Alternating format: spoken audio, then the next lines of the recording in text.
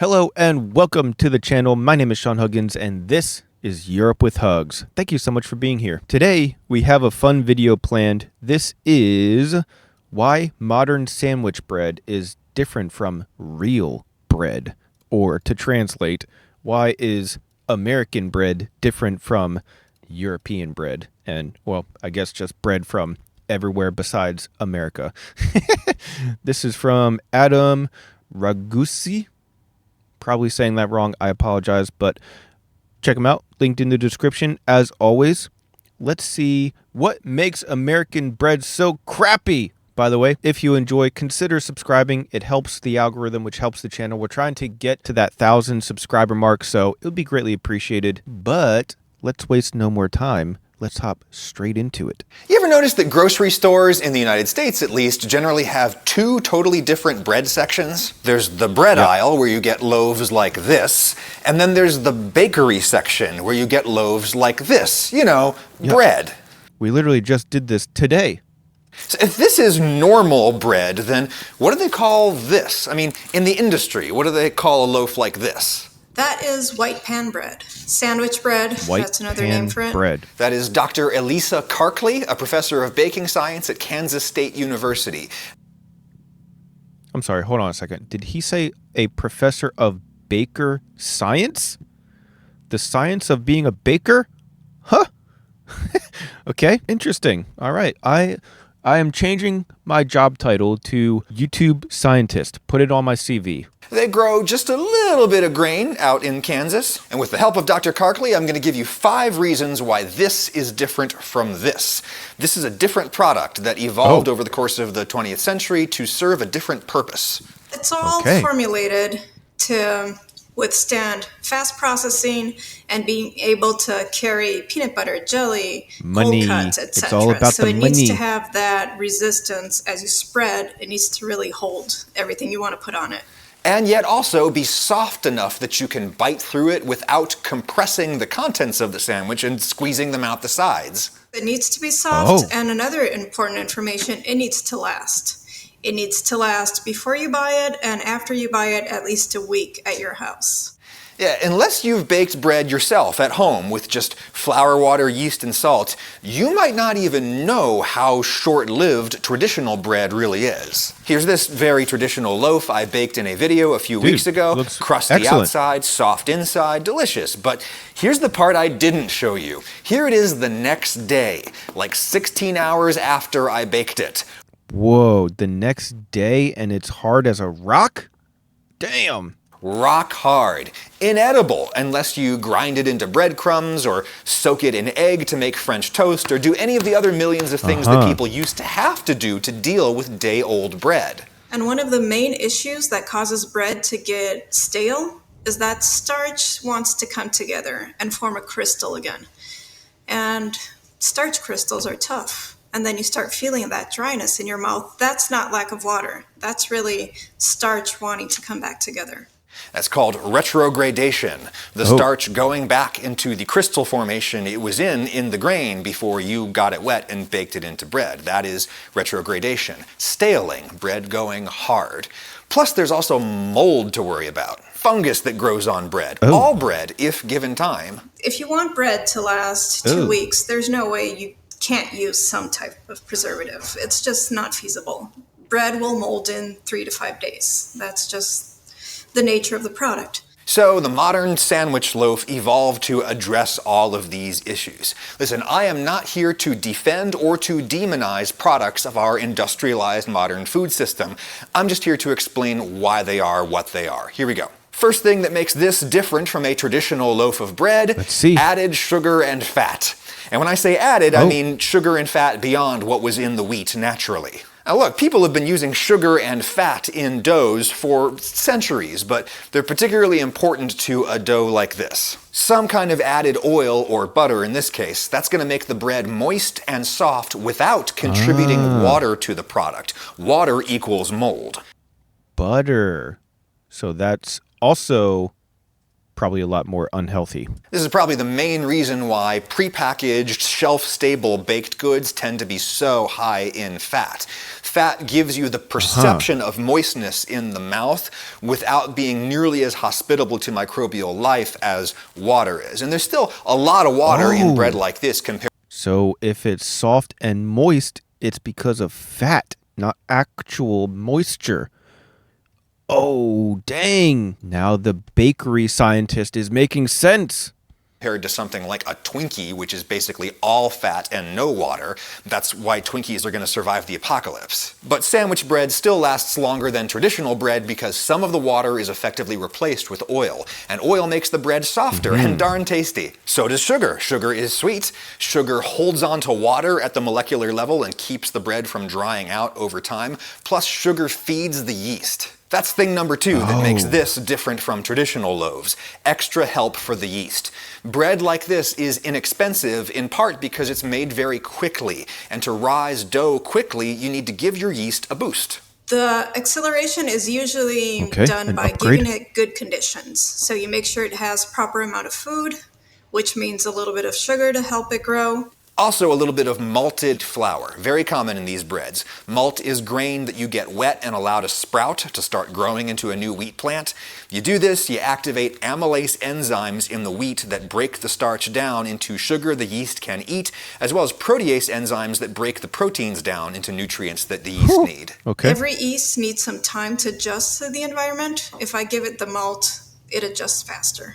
Now, here's a less familiar yeast booster, calcium sulfate, a mineral additive. It gives it the right condition. It's one of the nutrients the yeast needs. It acts somewhat as a buffer. A buffer in this context is something. This is a lot of ingredients for bread, or what we call bread, at least. Thing that prevents swings in pH that can happen over the course of the fermentation and slow the yeast down. Plus, as Dr. Karkley said, the calcium is also a nutrient for the yeast. Yeast are going to find calcium ions in any dough that you put them into, but if you give them more of them for their metabolism, they're going to be able to work faster. They need calcium ions, and hey, so do we. Food for the yeast, food for the human, sure. Anyway, thing number 3 that makes this bread different, how the dough is mixed. Ingredients are mixed in very powerful mixers that really blast the dough with shearing force. So much force that some industrial mixers actually have to use cold water to cool the dough down. So much friction. Yo, what? That's crazy. So you have to cool down the dough because it's getting mixed so hard. That's how much friction and heat. Dude, they must be freaking mixing that thing like crazy to have to cool it down. Holy crap. Really hard to get the job done fast, yeah, obviously, but for other reasons too. Like you mix the dough hard to work oxygen into the dough. Added oxygen in the dough will give you a faster, though not necessarily a tastier rise. This is explained by Dr. Emily Buehler in her indispensable book, Bread Science, linked in the description. So when there's oxygen, the yeast are able to do respiration, which produces lots of carbon dioxide and less flavor. And then when they run out of oxygen, they switch to the actual fermentation reaction, which is less carbon dioxide, but the ethanol or flavor molecules. You heard that right, by the way. All yeast bread has booze in it, and that alcohol contributes greatly to the flavor. Though this style of bread might have a little less alcohol in it because they work a lot of oxygen into the dough, and that makes for a quicker, airier rise. In some factories, the mixing process is even more exotic. They manipulate the air pressure environment to make more bubbles or to manipulate bubble size. This is characteristic of the Chorleywood bread process developed in the UK in the 1960s for making this kind of sandwich bread. Chorleywood was developed specifically to deal with a problem in Britain where the native wheat was kind of low protein. Less gluten means less fluffy bread. Technology helped. Dude, so you can manipulate the air pressure when mixing it to get different results. Dude, yo, these bread scientists think of everything. This is wild. Number 4 that makes this bread different, dough conditioners or improvers. This is a very broad category of minor ingredients, and we're going to march through some of them. Some have exotic names, but hey, there's a familiar face. Look at all these ingredients. Vinegar, what are you doing here? Vinegar is there as an acidulant. You're going to see that probably there's vinegar and some other type of mold inhibitor. and they work synergistically. One helps the other. A common one in this kind of bread would be calcium propionate. That works synergistically with the vinegar to inhibit mold because science. Vinegar and other acidic ingredients do other things to bread as well. They generally soften bread, kind of at the expense of browning, but that's fine because no one's going for like a hard brown crispy crust on bread like this. Another mold inhibitor you might see is cultured wheat or cultured sugar, cultured as in treated with bacteria. These are what they call clean label preservatives in the food industry, things that you can use instead of chemical preservatives that people might rightly or wrongly regard as unclean. So it's just a preservative, but it's a sneaky preservative. It looks like some sort of natural ingredient because of the name, but really it's just a preservative. Interesting. It's derived from fermentation, basically, and not chemically derived. But in the essence, you're trying to make the same molecules that you would in a chemical preservative. Sneaky. I just want to remind everyone that it's very, very low amounts. And these are all approved. They're not dangerous substances. As much as everyone wants to get rid of them, well, bread will mold. And mold is actually more toxic than a little bit of a controlled preservative. We'll talk about the relative risk of eating bread with mold another day. Here's another common dough conditioner, enzymes, usually amylase enzymes that break down the starch and keep it from recrystallizing, staling. Industry has developed very good, very specific amylases. Dude. I don't like what I'm looking at right now. A few decades ago, when they started playing with this, that would just digest your bread, and it didn't really work well. So they really evolved a lot and developed very good amylases that come and just chop off the starch from the ends and just keep it soft enough that it won't retrograde. A couple other common dough conditioners to mention, ascorbic acid, aka vitamin C. Ascorbic acid is a dough strengthener. That will actually help strengthen my gluten so I get a high volume out of my loaf. In the dough, it will actually oxidize the dough, and that will help the gluten be stronger and expand to larger volume. Hence, fluffy bread. Looks like salami. Last dough conditioner, lecithin, or some kind of emulsifier that helps water and fat bind together. And that's going to help your dough expand as well. Dough is all about bubbles. You want air bubbles involved in a gluten matrix. If you have an emulsifier in there, it helps stabilize your bubbles so they don't pop. A pop bubble means low volume. Thing number 5 that makes this bread different, the bake. These breads are baked in pans, something like this, and that little kind of muffin top shape that's at the top of those loaves, that is the dough expanding and then kind of spilling over the lip. Dr. Karkley says they generally bake these to an internal temperature of 92 degrees Celsius, 198 Fahrenheit, which is a little low for bread.